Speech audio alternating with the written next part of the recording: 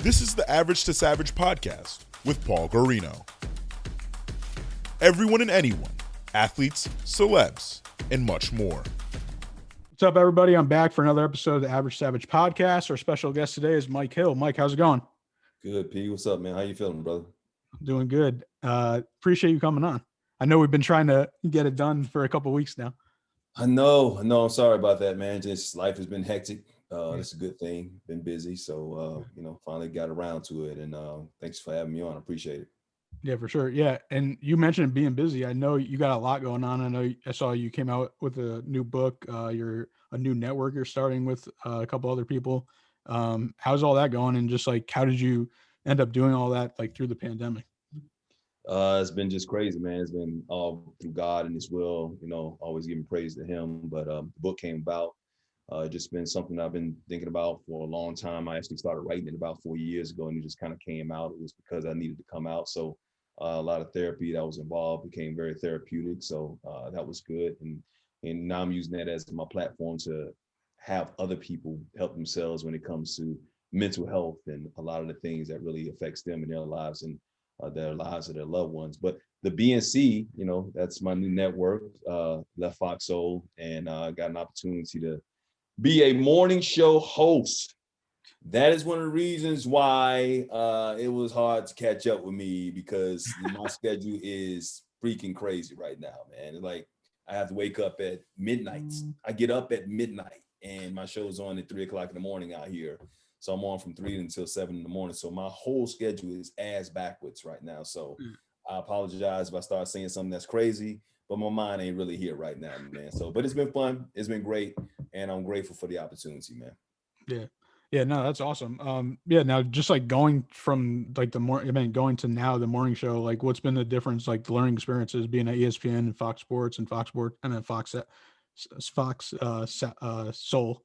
Yeah, it's a different mindset. I mean, it's similar. Some kind of Fox Soul kind of prepared me a little bit because it was a talk show. But I've been doing sports for so long, and I enjoyed the sports. I was still passionate about sports, but I felt like my voice was growing, and I felt like my passions for other things outside of sports was growing. So I needed to have a different voice and a different platform. So other than the different times and trying to get my body clock right, I mean, it's a minor adjustment. It's a challenge because it's more hard news than I've ever done before in my whole career.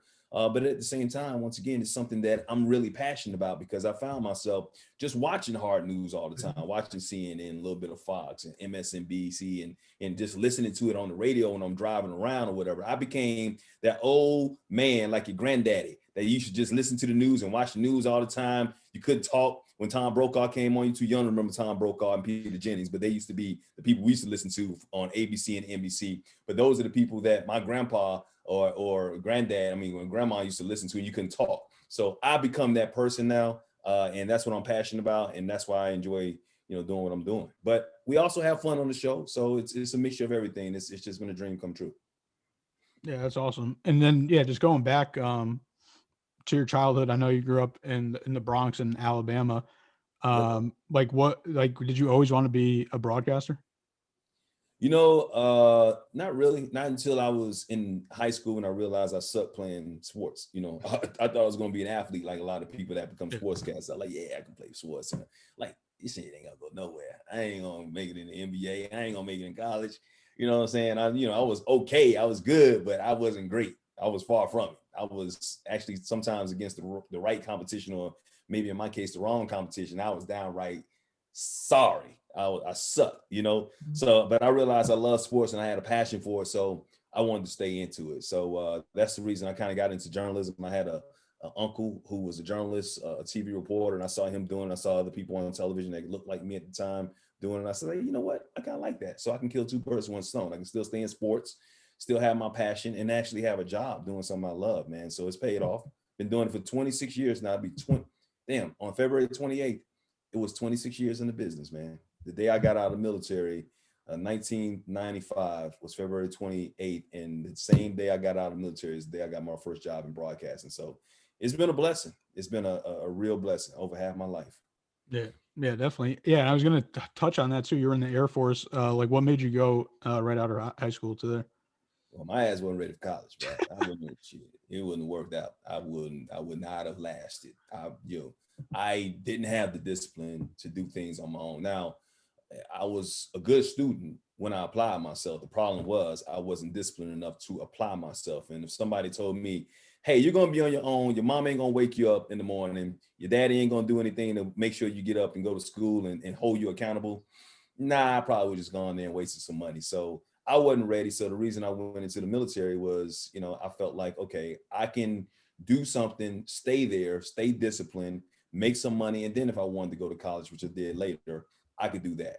So that was a route that I took. It was the right route. I had two cousins that I looked up to that were in the military. I saw the kind of cars they were driving. You got to understand, a kid growing up in the hood, you ain't got a lot of stuff. You see your cousins driving the right kind of cars, wearing the right kind of clothes, smelling the right kind of way, with some money in their pocket. I'm like, the military is for me. So that's the reason I went into the military for the first thing. But the discipline and the aspect of, okay, I can make some money for college and it works out for you, then, that's what I'm going to do. And it worked out for me.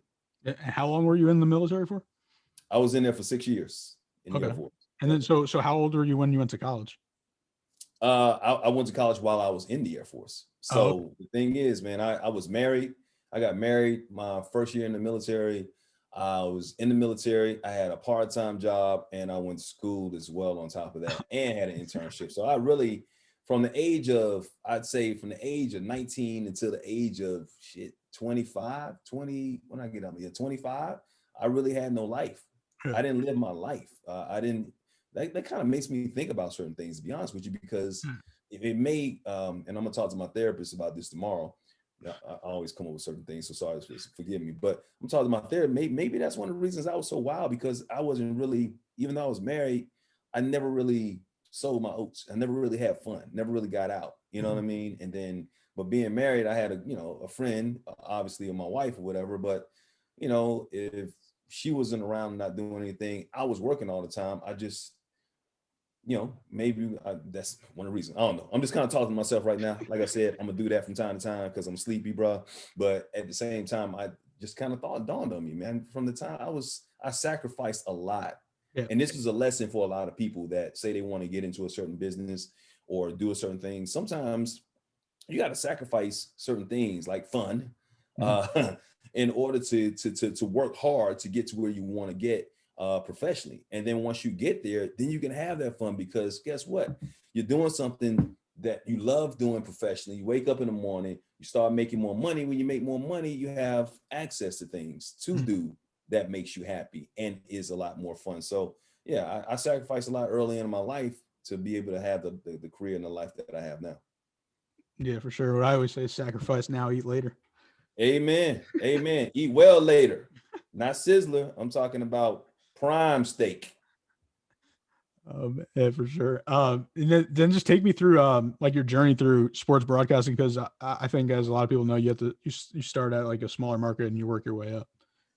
Yeah, I mean, so like I said, the day I got out of the military, I'm talking about, like, I got discharged about 8:00 in the morning. And at 8:00 in the morning, 8:01, I remember my first sergeant saying, so, Airman Hill, Sergeant Hill, what are you going to do now? And I'm like, shit, I don't know. I don't have a job.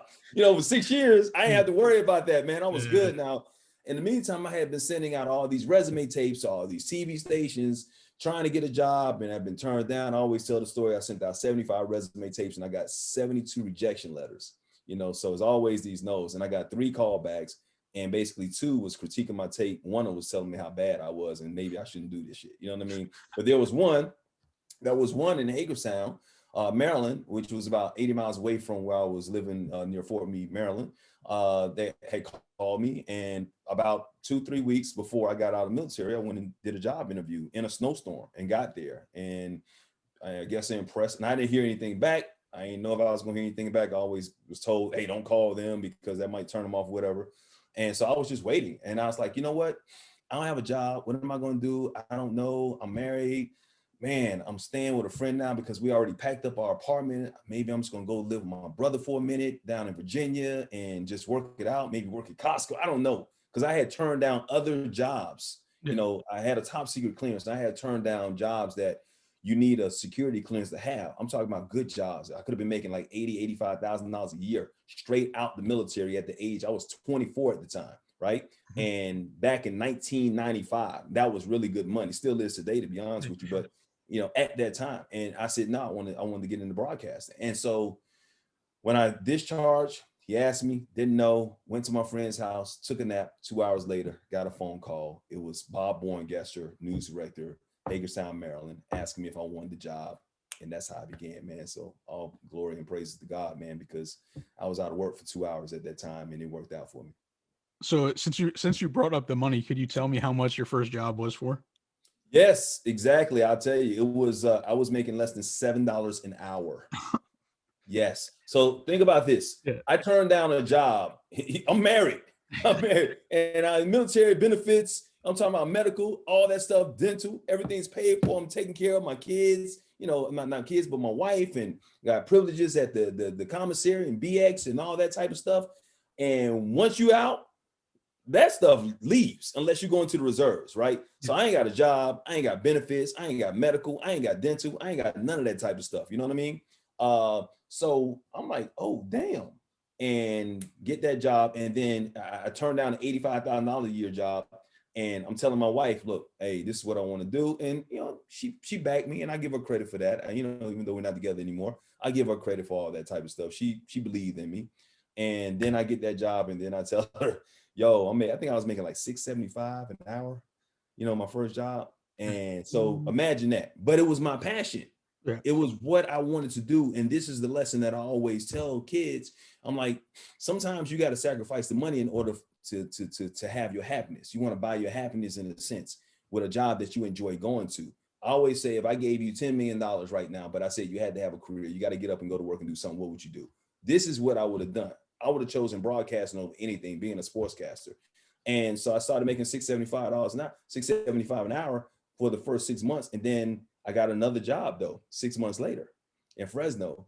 And I was making $30,000 a year then, 35,000. And then I got to Nashville within 2 years of my first job, and I was making 50,000. And then 2 years after that, 70,000. And by year 5, I was making over $100,000 a year. So I was able to gradually move up, doing what I wanted to do, having that passion, gaining that experience, having a smile on my face every day, make the money, survive, make the money eventually, and continue to climb, because I went with my passion and not looking at the dollar signs. Yeah, definitely. Yeah, I think a lot of people kind of forget, like, you really do have to start somewhere at the bottom and get the experience, and then you get the better offers and better offers and better offers, like you just explained. Yep. And then what about what was it like to join ESPN? Was that like one of your goals? Actually, it wasn't. It wasn't. I always, because when I was coming up through the local markets in Hagerstown, Fresno, and Nashville, when I was in New York, I remember somebody said, hey, they wanted me to audition at ESPN. I went up there and auditioned. I didn't really like it. I'm like, so as a matter of fact, when I auditioned before I got the job in New York.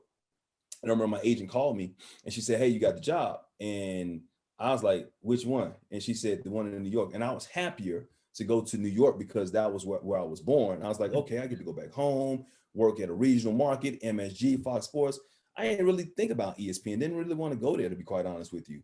But it just so happened that over a period of time, because what happened in New York after 9/11 and then Dallas, where I got fired, I needed a job. And ESPN brought me in for another audition, and they hired me, and that's the rest is history. After, like I said, 9 years of being there. But no, to answer your question, it wasn't my dream coming out. Like, I want to be on ESPN. A lot of people used to tell me when I was in local markets, oh, you're gonna be on ESPN one day. You're gonna do this. You're gonna do it. Like, okay, I will be happy in the top 10 market, making a lot of money in a good city. That's the way I was looking at. So those are my goals. But God had bigger plans for me, and thank God He did. Yeah, for sure. And then what about, like, what was the differences just like working at ESPN versus Fox Sports 1? Ooh. I always had to be careful when I answer that question, man. The difference is, okay, ESPN is a worldwide leader. I respect and love what ESPN does. They are still the king. They really are. I work at Fox Sports 1, Fox Sports, love what I do over there, but ESPN is still the king. When you look at the ratings, they're still the king. They still got it. worldwide. Everybody talks about them. So they have a great platform. I love that. The difference for me being at Fox Sports 1 is that I'm happier. I'm in LA first and foremost. Nothing against Connecticut, but this is, and Connecticut, LA for me. Come on, Maybe for a lot of you were in upstate Connecticut. Great state, Paul. Great state. Don't get me wrong. I know you live there. Great state. Wasn't necessarily for me, but I lived there for 9 years. So I did my time. Okay. I served my time. So coming out to LA was always a dream of mine. So that's number one. But then Fox Sports really wanted me to be me. They really wanted me to be myself. At ESPN, I got there and I lost myself.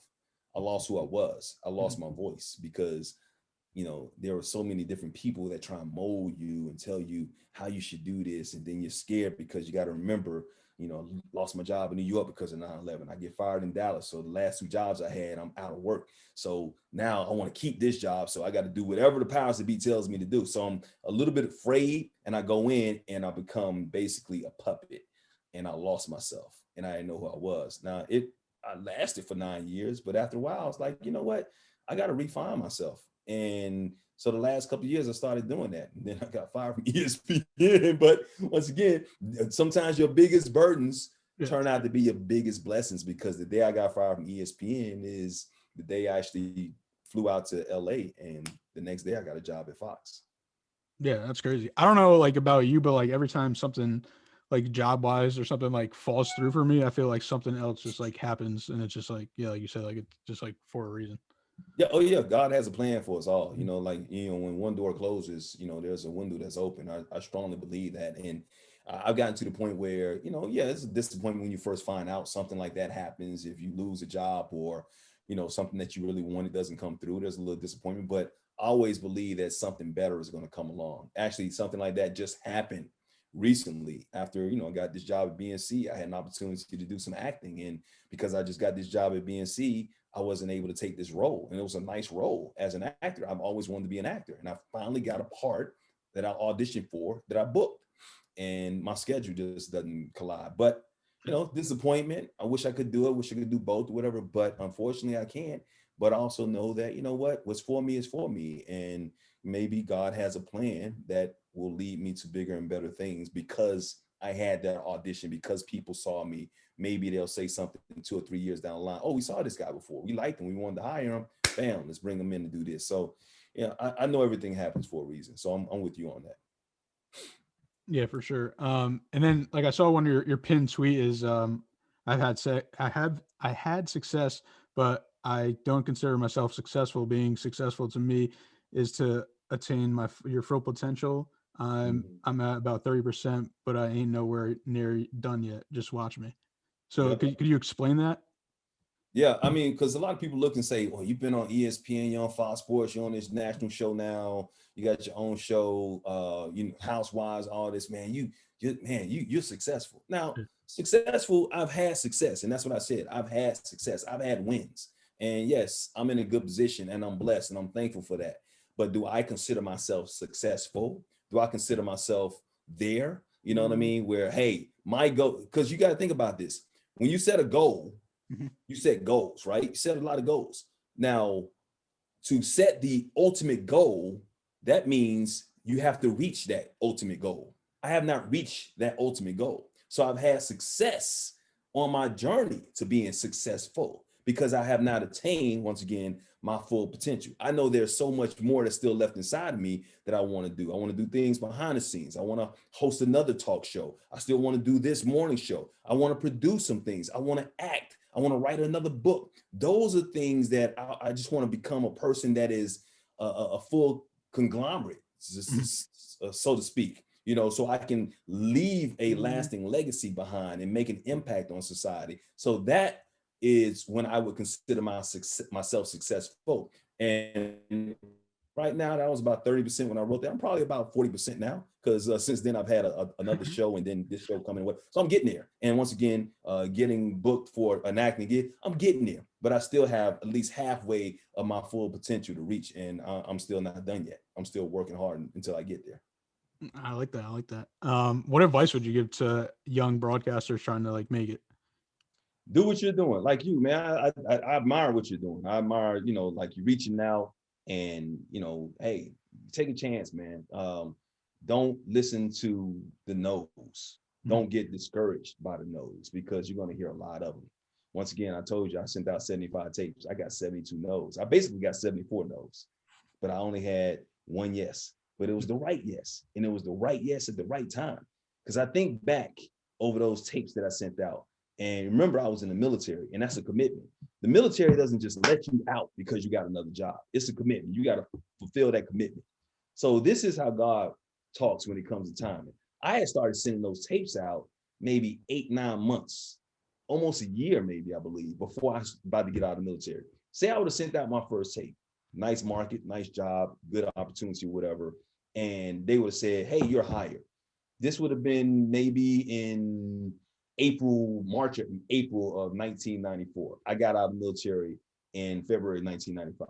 I still had 9 months of my commitment for the military. They don't just let you out like that. So what if I would have gotten that job and I would have had to turn it down? I'd have been disappointed. Then I'd have been looking at the last 8-9 months of my military, so I'm like, what am I going to do? So luckily, I got those no's along the way and helped me improve my tape. So I kept getting better as I was getting those no's. And I was getting frustrated. I was getting discouraged at times. This is why I'm giving the advice. But at the same time, I kept believing. And I was like, it's going to happen. It's going to happen. And once again, the timing was right, because 2 hours after I got out of the military, that's when I got that job. The one that said yes, 2 or 3 weeks that I interviewed with right before I got out of the military. So my advice is, don't listen to the no's or get discouraged by all the no's, because you're going to hear a lot of them in the beginning. But all it takes is one right yes that could start and catapult your career to what you really wanted to be. Listen, be nice, and continue to network, man. That'll work for you. I'm telling you. Yeah, definitely. Networking is definitely key. Are you ready for some more lighter questions, some fun questions? Sure, let's do it. What's your favorite song right now? Ooh, favorite song right now? Man, I don't know if I have a favorite song right now. I like that ratchet stuff, man. And when it just comes on, if I went on my playlist right now, like I love Travis Scott. I love all these guys. Like, I like the Baby. I love all these guys. But I don't know if I have one favorite song. Like, I love this song right here. You hear that song? Yeah. So I don't know if I have a favorite song. All right, I'll take it. What about, are you like a jersey guy or like a shoe guy? Say it again. Are you a jersey guy or like a shoe guy? More of a shoe guy. I don't wear jerseys. Here's the thing. I've owned, and I'm a huge Yankee fan. Yeah. I've owned maybe 3 jerseys in my entire life. Yeah. That's it. I've never bought a Knicks jersey. I love the Knicks, but I ain't never had a player that I love that much that I wanted to buy his jersey. And I think wearing a basketball jersey over your regular clothes looks stupid as shit, to be honest with you. That's just me. I don't understand why you do that. And then if you wear it without a shirt on, you ain't playing, you look stupid as shit. So why would you wear a basketball jersey? I don't understand why people do that. But that's just me. I understand why other people do it. I see both sides. Football jerseys, huh? I see both sides. Yeah. You understand what I'm saying? I'm like, hey, I'm not trying to judge. I just, it's just for me. You know what I'm saying? I like hanging them up more. Yeah, you can hang them up. If you hang them up, you get them signed. That's cool. You can do something like that. But and this wearing jerseys, period. I don't play the game. It's another thing. But I did have to buy me 2 Yankee jerseys. I bought me a Derek Jeter jersey, number 2, and I bought a number 42 Mario Rivera, because it really acts as 3 jerseys, because 42 is Mariano Rivera, and obviously that's Jackie Robinson, which has been retired. So I enjoy it. So, and then for the Giants, my brother actually bought me an Eli Manning jersey. I wasn't gonna buy the shit myself, but he bought it for me, and I used to wear it during Giants games, or whatever, when he was actually really good and playing for my team and winning Super Bowls. But yeah, those are the only 3 jerseys I've ever owned. I got to follow up. Is Eli a Hall of Famer? Eventually. Right. And I say I love Eli Manning. Don't get me wrong, a great guy, nice person, good football player. Good. Is he one of the greatest of all time? Hard to say, because I'm a Giants fan. I know he won 2 Super Bowls, right? He won 2 Super Bowls. I get that. But is that the only criteria it takes to get you into the Hall of Fame? So you mean to tell me you can suck, you can have 15 seasons in the league. You can suck for 12 of those seasons, have 3 really good seasons, 2 you win the Super Bowl and you get into the Hall of Fame. I don't believe. Eli had good seasons throughout, but Eli, you look at his record, the season, how many times he actually go to the playoffs? He like half the times that he was in the league, he didn't leave his team to the playoffs. And then the only games that he won in the playoffs are those 2 Super Bowl winning seasons. Yes. So you try and tell me how much success did he have in the postseason and how well did he play in the regular season? I don't know. Eventually he's going to get in because he's got those 2 Super Bowl rings though. You're a realist, Giants fan, because all Giants fans I know always say, yeah, he's a sure Hall of Famer. He definitely ain't first ballot. He definitely first ballot. All right, last one. Like, who has been like your favorite interview, and is there anybody that you want to interview that you haven't interviewed yet? Oh gosh, my favorite interview. I say one of my favorite interviews was the time I interviewed Snoop first time when he came on NFL Live, because he was high and I smelled like weed through his bag. He was like, "Wow, bro, like you gonna come in here and the whole joint smells like weed." But he was cool. He had a lot of fun. He was just real loose and relaxed, like you always say, Snoop, real cool dude. That was one of my memorable interviews. But my favorite interview may have been, I can't even think of the guy's name, but he used to be a UFC fighter. He used to wear this big chain and howl all the time. Black dude. He had I can't think of the guy. Rampage Jackson. Yeah, that's him. Rampage Jackson. And he had this chain on, and we had a just funny interview. I had my producer make this paper chain that you see little kids make. And I put it around my neck, and he had his chain on. And I was like, "Man, I'm the paper champ." That's what I said. I was the paper champ. And he busted out laughing. We just tripped because he had just won the championship. He was talking about being in Vegas, partying with Jamie Foxx. It was a good interview. And then another one was with Magic Johnson, because we didn't just talk about his Hall of Fame career. We talked about business as well. So I remember that, man. But I've had a good run, bro. Yeah, for sure. What about dream interview? Dream interview would be somebody like I would like to interview Will Smith. Okay. Yeah. Will Smith is my favorite celebrity ever. I like the guy. I think he's just a good, down to earth, A-list, brilliant person. And the fact that the other day it came out that he could run for president, I'm like, I'd vote for Will Smith. Hell, if we had a reality show star as president and you saw a wrestler in Minnesota winning the governorship and then an actor in Arnold Schwarzenegger win the governorship in California, why can't Will Smith run the country? He held the rock, and I've been around the rock before. But yeah, I love both of those guys. I just think they have good energy and they're just good people. So, and I would like to know more about him, and I think he'd be foretelling about that. He's been killing it on TikTok. Yeah, he's incredible, man. He really is. I admire that dude. Well, Mike, I appreciate you coming on, and could you let the listeners know where they can follow you at? You can follow me if you want to on It's Mike Hill on all social media platforms, on Twitter and on Instagram, ITS Mike Hill. And you can also buy the book Open Mic in Amazon at Amazon.com, Target.com, Walmart.com, I'm sorry, and BarnesandNobles.com. And it's doing well, and I appreciate all your support. And follow me and watch BNC, the Black News Channel, as well. Got it. And Real Housewives of Atlanta, my wife's on, all that type of stuff. I'm everywhere, man. But yeah, It's Mike Hill is on my social media platforms. Boom. That was great.